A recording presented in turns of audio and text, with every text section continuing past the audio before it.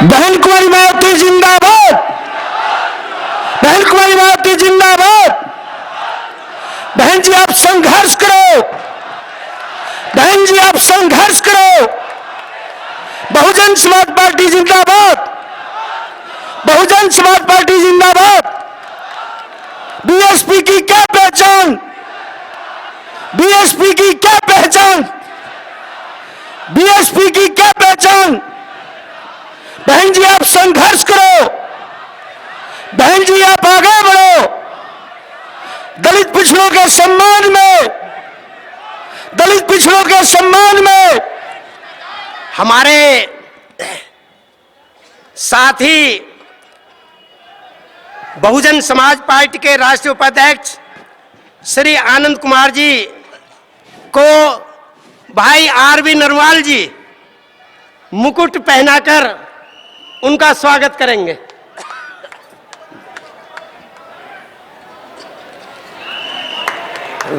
एक पल्लितर पूत। बहुजन समाज पार्टी जिंदाबाद, बहुजन समाज पार्टी जिंदाबाद।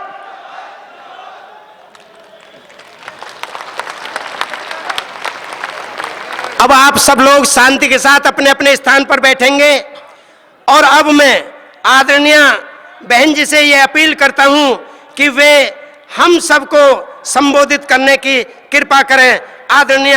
माननीय बहन जी, बहुजन समाज पार्टी जिंदाबाद, जिंदाबाद जिंदाबाद। आदरणीय बहन कुमारी मायावती जी जिंदाबाद, जिंदाबाद जिंदाबाद। आदरणीय बहन कुमारी मायावती जी जिंदाबाद, जिंदाबाद जिंदाबाद। माननीय बहन जी आप संघर्ष करो, हम आपके साथ हैं। माननीय बहन जी आप संघर्ष करो, हम आपके साथ हैं। माननीय बहन जी आप आगे बढ़ो, हम आपके साथ हैं। माननीय बहन जी आप आगे बढ़ो, हम आपके साथ हैं। आदरणीय बहन जी।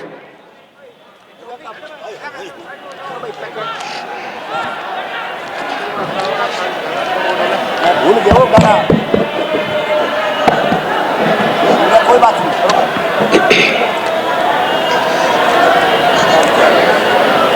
राजस्थान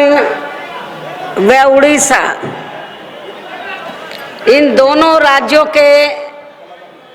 कोने कोने से आए हुए बीएसपी के सभी छोटे बड़े पदाधिकारियों एवं कार्यकर्तागण, आज आप लोग अपने खुद के छोटे मोटे साधनों से चलकर यहाँ जयपुर में अपनी पार्टी के हो रहे विशाल राज्य स्तरीय कार्यकर्ता महासम्मेलन में मुझे सुनने के लिए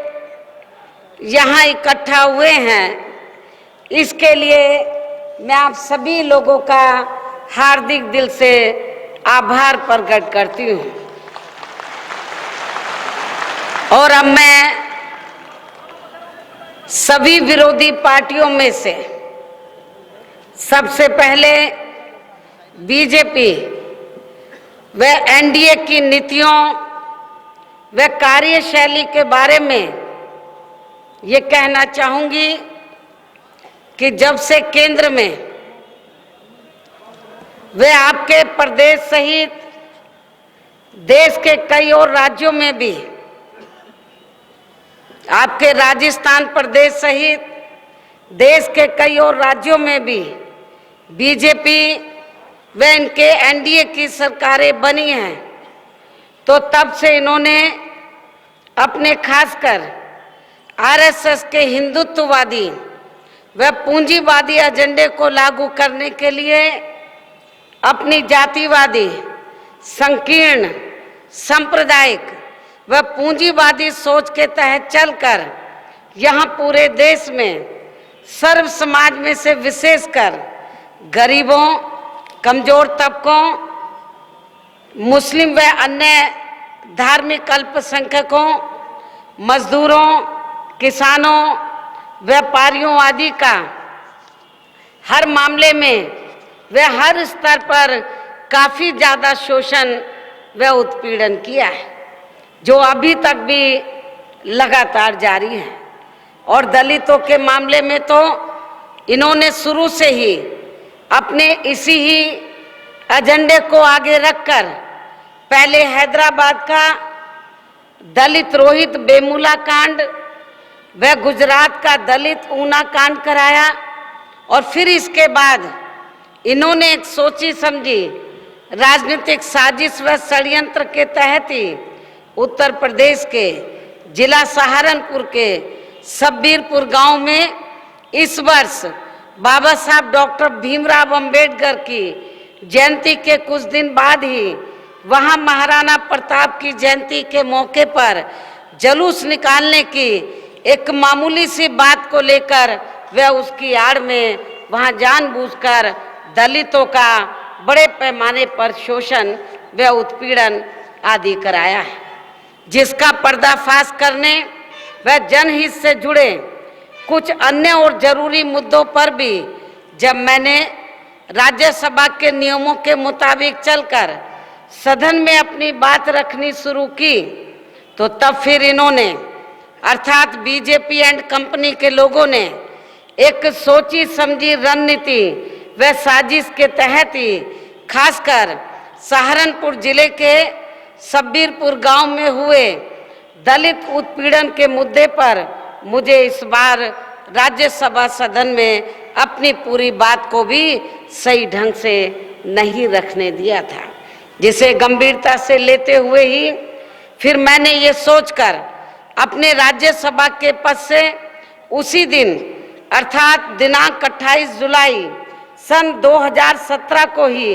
तुरंत इस्तीफा दे दिया था कि जब मैं देश की सबसे बड़ी पंचायत व लोकतंत्र के सबसे बड़े मंदिर अर्थात संसद के अंदर भी अपने देश के खासकर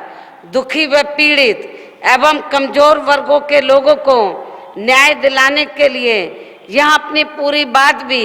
सही ढंग से नहीं रख सकती हूँ, जिनके लिए मैंने अपनी पूरी जिंदगी भी समर्पित की है, तो तब फिर ऐसी स्थिति में मेरे लिए अब यहाँ राज्यसभा में बने रहने का कोई खास औचित्य नहीं रहा। और यही सब सोचकर मैंने फिर राज्यसभा के पद से इस्तीफा दिया, लेकिन इसके साथ साथ उसी दिन मैंने ये भी फैसला लिया था कि अब मुझे पूरे देश में एक ध्यान होकर यहाँ सर्व समाज में से खासकर दलितों, आदिवासियों, पिछड़े वर्गों, मुस्लिम व अन्य धार्मिक अल्पसंख्यकों एवं गरीबों, मजदूरों, किसानों व व्यापारियों आदि इन सभी लोगों को बीजेपी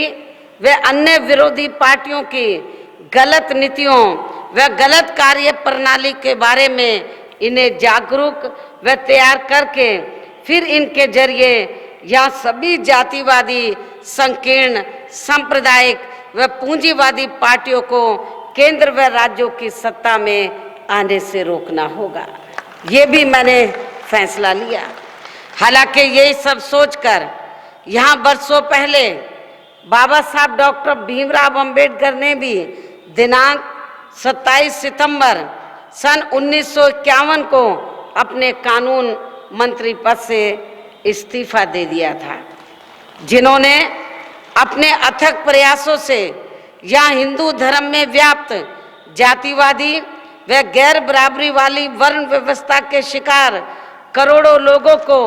अर्थात यहाँ दलितों, आदिवासियों व अन्य पिछड़े वर्गों आदि लोगों को जिंदगी के हर पहलू में आगे बढ़ने के लिए भारतीय संविधान में विशेष कानूनी अधिकार दिलवाए हैं। इसलिए पूरे देश में यहाँ इन वर्गों के लोगों को भारतीय संविधान के तहत इन्हें सरकारी नौकरियों में आरक्षण व अन्य और जो भी सुविधाएं मिली हैं, तो ये सब देन यहाँ कांग्रेस, नेहरू, गांधी व बीजेपी एंड कंपनी के लोगों की नहीं है, बल्कि ये पूरी की पूरी देन एकमात्र अकेले यहाँ परम पूज्य बाबा साहब डॉक्टर भीमराव अंबेडकर की है, जिन्हें अब ये पार्टियां जो कानूनी अधिकार इन वर्गों के लोगों को दिलवाए, तो उन्हें अब ये पार्टियां किसी न किसी रूप में खत्म करने में लगी हुई हैं। और इसी मानसिकता के तहत चलकर अब यहाँ सभी विरोधी पार्टियां अपनी अपनी सरकारों में इन वर्गों के लिए प्राइवेट सेक्टर में आरक्षण देने की व्यवस्था किए बिना ही अपने अपने आरक्षण देने की व्यवस्था किए ही अपने बड़े बड़े मंत्रालयों के, अपनी सरकार के बड़े बड़े मंत्रालयों के अधिकांश कार्य प्राइवेट सेक्टर को ही देकर अब इनके आरक्षण को भी काफी कम करने में लगी हुई है। आप लोगों को ये मालूम है कि जब पहली बार सेंटर में श्री अटल बिहारी वाजपेयी के नेतृत्व में बीजेपी की सरकार बनी थी, तो उस समय बीजेपी के लोगों ने ये पूरा प्रयास किया था कि भारतीय संविधान की समीक्षा करके तो इस देश में दलितों को, आदिवासियों को, अन्य पिछड़े वर्गों के लोगों को तो जो कानूनी अधिकार मिले, आरक्षण व अन्य और जो भी सुविधाएं मिली हैं, उन्हें भारतीय संविधान की समीक्षा करने की आड़ में खत्म कर दिया जाए। लेकिन जब हमें इनकी इस मंशा का एहसास हुआ तो फिर हमारी पार्टी ने इसके खिलाफ पूरे देश भर में एजिटेशन किया, संघर्ष किया। तो जिसकी वजह से भारतीय जनता पार्टी फिर भारतीय संविधान की समीक्षा नहीं कर पाई। लेकिन ये लोग चुप नहीं बैठे और अब इन्होंने क्या फैसला लिया है, अब ये लोग केंद्र और राज्यों में बीजेपी, खासकर बीजेपी की केंद्र में वर्तमान सरकार है और राज्यों में भी, कुछ राज्यों में भी, तो अब इन्होंने तो आपके आरक्षण को खत्म करने के लिए, क्योंकि भारतीय संविधान में तो ये उसकी समीक्षा करके उसको तो खत्म नहीं कर पाए जो वर्षों पहले इनकी चाहत थी। लेकिन अब इन्होंने दूसरा रास्ता अख्तियार ये किया है कि अपनी सरकार के, या कि ये इन लोगों ने अपनी सरकार में जो बड़े बड़े मंत्रालय हैं, महत्वपूर्ण जो कार्य हैं, तो वो तो सरकारी विभाग से ना कराकर, तो जो सरकारी एजेंसी है उनसे ना कराकर प्राइवेट सेक्टर के जरिए करा रहे हैं। और प्राइवेट सेक्टर में रिजर्वेशन की व्यवस्था नहीं है। तो इस प्रकार से तो ये अब आपके आरक्षण को धीरे धीरे खत्म करने में लगे हुए हैं, जबकि इनके पदोन्नति में आरक्षण को तो इन्होंने पहले ही काफी हद तक प्रभावहीन बना दिया है और इनका आरक्षण का कोटा भी अभी तक इन्होंने पूरा नहीं किया है। और इतना ही नहीं, बल्कि अन्य पिछड़े वर्गों के लोगों को तो इन्होंने अपने वोटों के स्वार्थ में तो इन्हें बीएसपी से दूर रखने के लिए अभी तक ऐसा जताया हुआ है, ऐसा इंप्रेशन दिया हुआ है जैसे बीएसपी जो अन्य पिछड़े वर्ग के लोग हैं तो उनको आरक्षण दिए जाने के खिलाफ है। इस किस्म का इंप्रेशन विरोधी पार्टियों ने और खासकर बीजेपी ने बीएसपी के बारे में दिया हुआ है, जबकि वास्तव में इन वर्गों की, यानी कि जो अन्य पिछड़े वर्ग के लोग हैं, इनकी मंडल कमीशन की रिपोर्ट को लागू करवाने में यहाँ अहम भूमिका बहुजन समाज पार्टी की ही रही है, जिसके लिए बीएसपी को काफी कड़ा संघर्ष भी करना पड़ा है। और इस संबंध में यहाँ मैं पिछड़े वर्गों के लोगों को ये भी बताना चाहती हूँ, केंद्र में जब कांग्रेस पार्टी पावर में थी तो कांग्रेस पार्टी के पावर में रहते हुए ही मंडल कमीशन की रिपोर्ट आ गई थी और पिछड़े वर्ग के लोग सेंटर में कांग्रेस पार्टी की सरकार के ऊपर दबाव बना रहे थे कि आप मंडल कमीशन की रिपोर्ट को लागू करो। लेकिन कांग्रेस पार्टी ने मंडल कमीशन की रिपोर्ट को लागू नहीं किया। कांग्रेस पार्टी ने अपनी हीन व जातिवादी मानसिकता के तहत चलकर मंडल कमीशन की रिपोर्ट को लागू नहीं किया। और लेकिन फिर क्या हुआ, हमारी पार्टी बन चुकी थी, फिर हमारी पार्टी को ही मंडल कमीशन की रिपोर्ट को लागू करवाने के लिए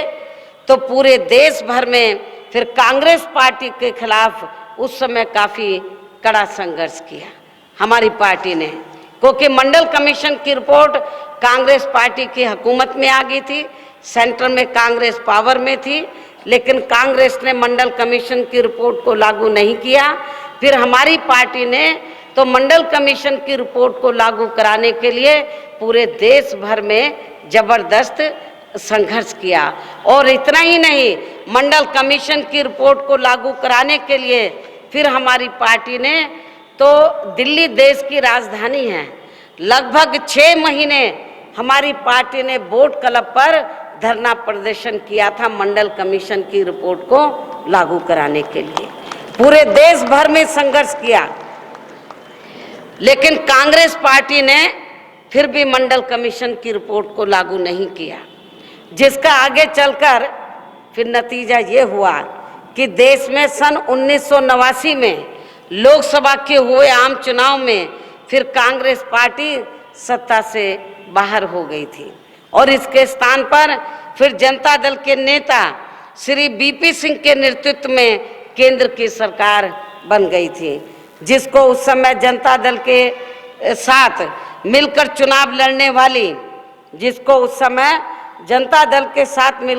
लड़ने वाली भारतीय जनता पार्टी ने भी बाहर से अपना समर्थन दिया हुआ था। और उस दौरान 1989 में जब श्री बीपी सिंह के नेतृत्व में सेंटर की गवर्नमेंट बनी, बीपी सिंह देश के प्रधानमंत्री बने, उस समय भारतीय जनता पार्टी, अन्य और भी पार्टियां थी जिन्होंने जनता दल के साथ मिलकर लोकसभा का आम चुनाव लड़ा। और बीजेपी सरकार में तो शामिल नहीं हुई थी, लेकिन बाहर से समर्थन जनता दल को दिया हुआ था। और 1989 में तो उस दौरान हमारी पार्टी के लोकसभा में पहली बार 3 मेंबर पार्लियामेंट चुनकर आए थे। 14 अप्रैल 1984 को पार्टी का गठन किया गया था और 1989 में जब लोकसभा का आम चुनाव हुआ तो हमारे 3 मेंबर पार्लियामेंट चुनकर आए थे, जिसमें मैं खुद भी मेंबर पार्लियामेंट बनी थी उत्तर प्रदेश की बिजनौर लोकसभा की सीट से।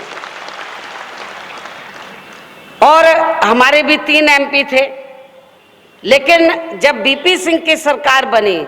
तो श्री बीपी सिंह ये चाहते थे कि बहुजन समाज पार्टी भी सरकार में शामिल हो, या तो शामिल हो जाए या बाहर से समर्थन दे दे। श्री बीपी सिंह ने हमसे बात किया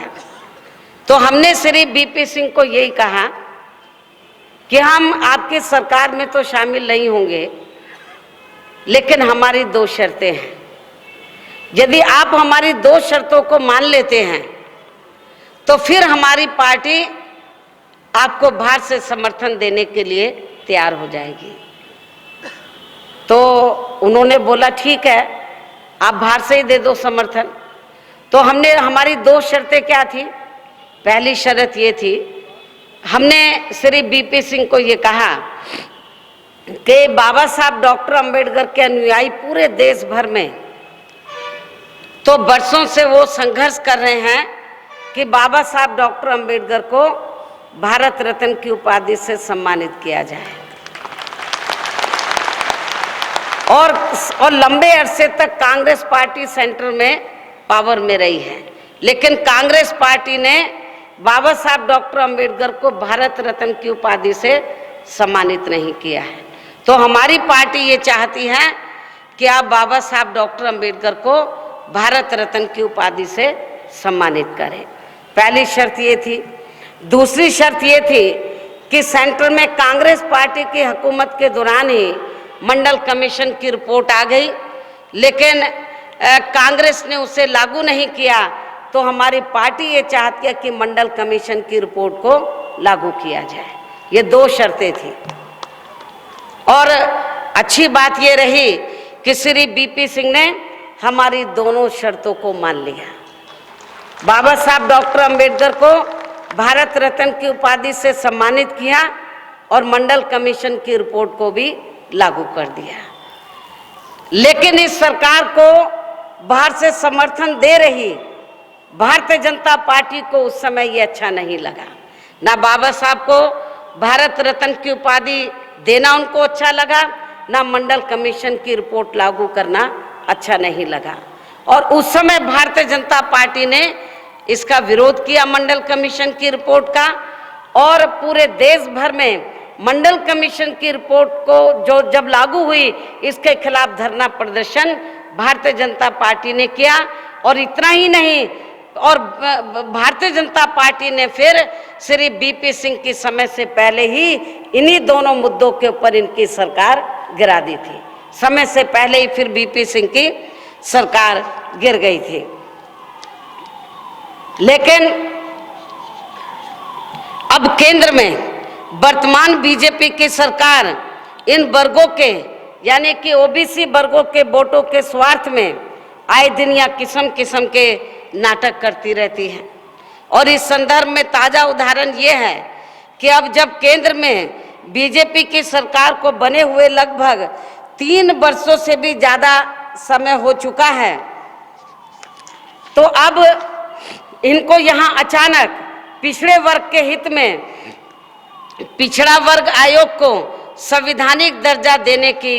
याद आ गई है। इसके साथ ही अब इन वर्गों की 2 कैटेगरी बनाने के लिए आयोग गठित करने की भी इनको याद आ गई है। और ये सब केवल इनका अपना राजनीतिक स्वार्थ व हथकंडा ही है, इसके सिवाय कुछ नहीं है। जबकि केंद्र में रही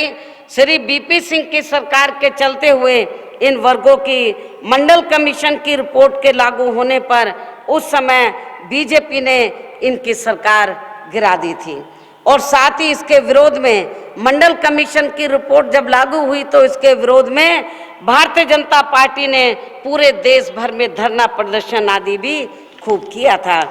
इसलिए ऐसी स्थिति में अब पूरे देश के पिछड़े वर्ग के लोगों को हर स्तर पर इनसे सावधान रहना है। और इतना ही नहीं, बल्कि अब तो पूरे देश में दलितों व आदिवासियों के साथ साथ यहाँ ओबीसी वर्गों के ऊपर भी हर स्तर पर बड़े पैमाने पर शोषण व उत्पीड़न आदि हो रहे हैं। इसके साथ साथ इनकी गलत नीतियों व गलत कार्यशैली की वजह से पूरे देश में मुस्लिम व अन्य धार्मिक अल्पसंख्यकों एवं अपर कास्ट समाज में से गरीब, मजदूर, किसान, व्यापारी आदि लोगों की भी हालत हमें अभी तक भी कोई खास। दलित न्यूज नेटवर्क यूट्यूब चैनल को फॉलो करने के लिए अपने फोन में यूट्यूब खोलें और हिंदी या अंग्रेजी में टाइप करें दलित न्यूज नेटवर्क और सर्च बटन दबाएं। उसके बाद दलित न्यूज नेटवर्क के लोगो पर क्लिक करके चैनल में जाएं और लाल रंग के सब्सक्राइब बटन को दबाकर घंटी का बटन जरूर दबाएं ताकि आपको मिल सके हर खबर की तुरंत अपडेट।